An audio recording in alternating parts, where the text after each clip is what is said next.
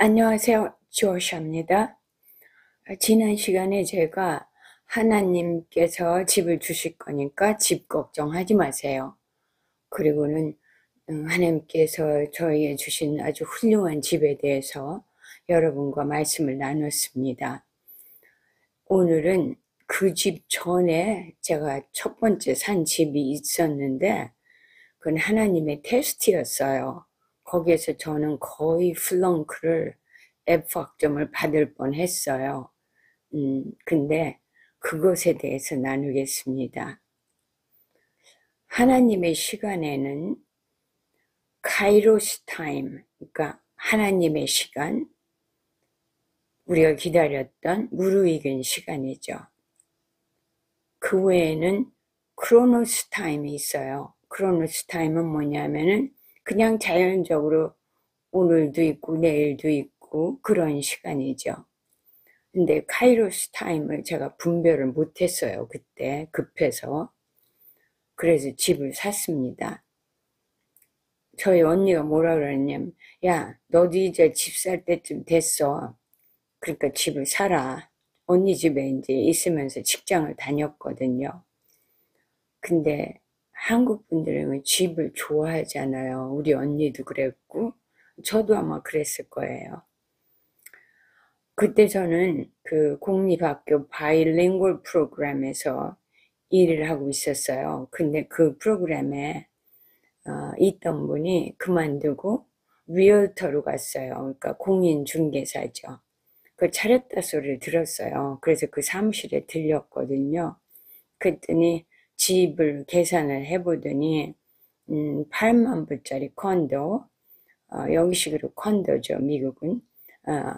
한국에서는 아파트라고 그러죠. 내 수입이 좀 모자란데요. 그 집을 사기에는. 그렇지만 걱정 말래요.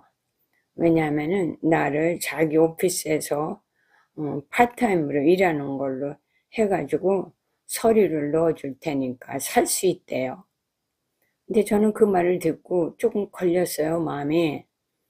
그렇지만 뭐 제가 사는 건 제가 거짓말을 하는 건 아니고 그 사람이 나를 대신해서 해준다니까 그걸로 그냥 양심을 무마를 하고 그 아파트를 샀습니다. 그래서 1년쯤 살다가 저희 남편을 만나서 이제 데이트를 한 11개월 하고 결혼을 했죠. 근데 예수를 아주 강하게 믿는 사람인데 그 사람이 이제 제가 산 집으로 들어왔어요. 그래갖고 그 집에 같이 사는데 그 사람한테 미안하더라고요. 또 죄책감도 있고. 그래서 드디어 제가 그걸 고백을 했어요. 이 콘도를 살 때 내가 어떻게 샀는가를.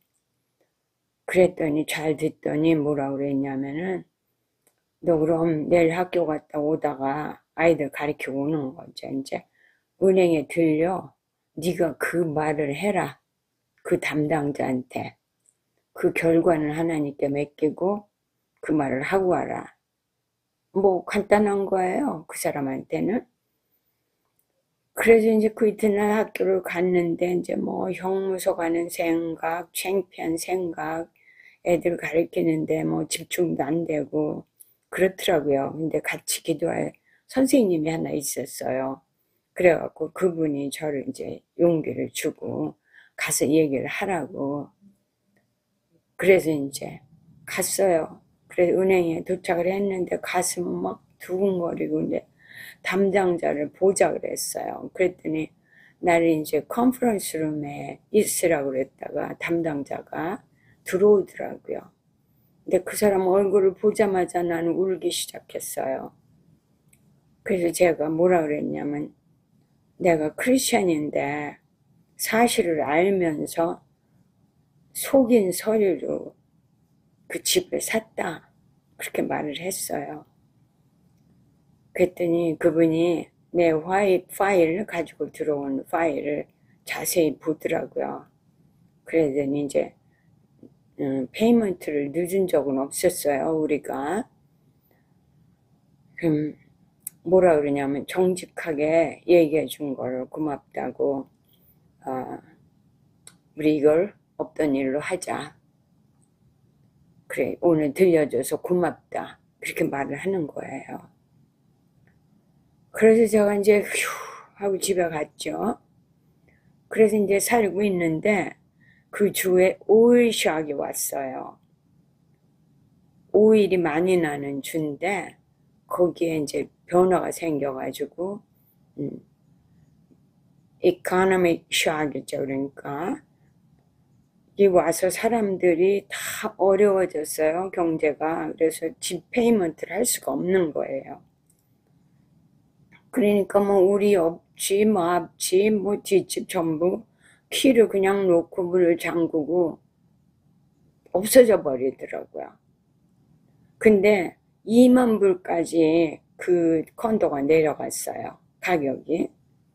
그러니까 나가는 사람들 심정도 이해는 되는 거예요. 그렇지만 우리 남편이나 저나 은행하고 약속한 거를 그렇게 내가 손해본다고 그래서 쉽게 그걸 키를 돌려주고 우리도 나갈 수는 없다. 우린 나가지 않아도 되는 능력도 있는 거죠. 둘 다 직장 있으니까. 그리고 남편도 그때는 이제 라이선스가 있는 거고. 그래서 그 집을 지키기로 했어요. 그리고 살고 있다가 이제 언니가 자기 집을 판다 그래서 언니 집을 사고, 그리고는 그 컨도를 한 달에 500불씩 세를 줬어요. 그랬더니 몇 달은 잘 내더니 그 다음부터는 뭐 남편이 낸다 그러고 그 다음에는 또 부인이 낸다 그러면서 둘이 서로 미루더라고요. 그러니까 결혼 생활이 뭐 찌그럭찌그럭 하는 거예요. 그러다가 이제 결국은 안 되니까 나갔어요. 그러고는 거기를 또 세를 줄 수도 없고 그 집 개가 카펫도 다 물어뜯고 커튼도 다 물어서 뜯고 그랬었어요.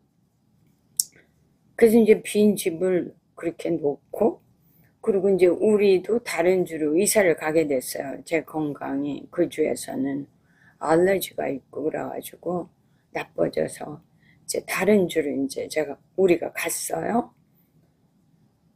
그러니까는 매달 600불 정도를 그냥 은행에 보내는 거예요.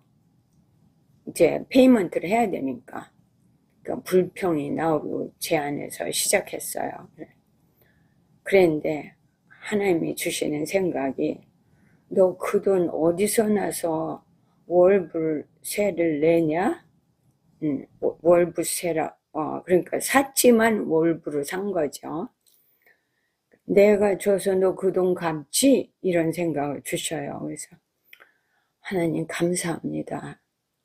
내가 쉽게 그렇게 사람이나 아니면 은행이나 약속을 한 것을 내가 손해본다고 금방 팽개칠 수는 없습니다. 감사합니다.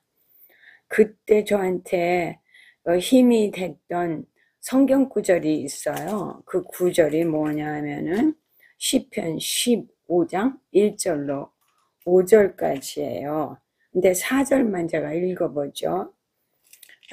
하나님의 장막에 거하는 자가 있는데 그 장막에 거할 자는 누구냐 하면은 그 눈은 망령된 자를 멸시하며 여호와를 두려워하는 자를 존대하며 그 마음에 서원한 것은 해로울지라도 변치 아니한다. 그런 사람이 하나님의 성막에 거한다 이랬어요. 그러니까 우리가 손해를 보지만은 갚을 수 있는 능력도 주님께서 주시는 거니까 우리한테 돈으로는 정말 해로운 거예요. 왜냐하면은 뭐 2만 불까지도 내려갔고, 그래서 그 돈을 몇 년을 갚았어요. 그랬더니 6만 불까지 그 컨도가 올라가더라고요. 그래서 그때서 우리가 팔았어요. 그리고 은행 빚을 다 갚고 이제 클리어가 됐죠. 그 마음이 서운한 것은 해로울지라도 우리가 변치 아니할 때 하나님께서 그 월부를 갚을 능력을 매달 주신 거예요. 그래서 계산을 하니까요, 우리가 한 6만 불 정도 그 콘도 때문에 손해를 봤더라고요. 나는 그 속이는 서류를 모르는 척 해가면서 그걸 샀는데 하나님은 그걸 다 알고 계셨죠. 그래서 큰 손해를 봤어요. 그래서 그 집의 사건에서 저는 3가지를 배웠는데, 첫째는 양심의 소리는 성령님의 소리라는 거. 그래서 자신을 속이지 말고 순종했어야 되는 거예요. 그 콘도를 안 사야 되는 거죠. 그리고 둘째 번 배운 거는 하나님의 시간 전에 우리가 뭘 갖고 싶다 그래서 점프업 하면 안 된다는 거를 배웠어요. 하나님의 시간, 즉 카이로스 타임까지 우리가 기다려야 되는 거죠.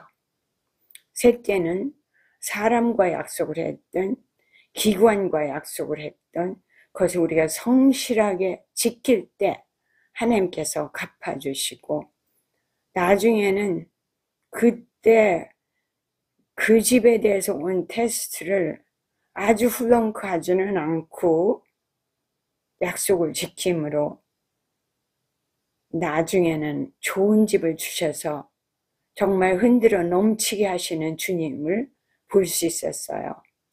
저는 그때 거진 플렁크를 할 뻔했어요.